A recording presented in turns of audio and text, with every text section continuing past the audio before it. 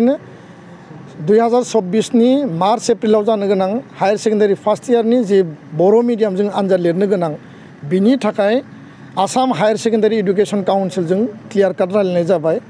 जायफोरा बर' मिडियामजों लिरगोन बिथांमोना फर्म फिलआपआव अप्शनखौ होनांगोन आरो बेबायदिनो बिथांमोना कुइसन पेपारखौ मोनगोन आरो बेबायदिनो बिथांमोननि इभालुएसनखौ मोनसे सेपारेट जनाव खालामनायनि थाखाय जोङो सावरायगासिनो दङ।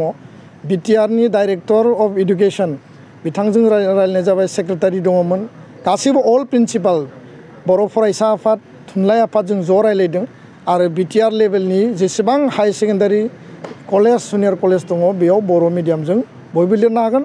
बिटिआरनि बायजोआवबो जाय जेराव बर' मिडियामजों लिरनो फर्म फिलआप खालामबानो बिथांमोना गावबा गाव कलेज आरो हायर सेकेन्डारि स्कुलाव लिरनो हागोन होननानै बे मोनसे मेसेजआ क्लियार आरो बेखौ आं फोरमायफिनबाय। गोजोन्थों।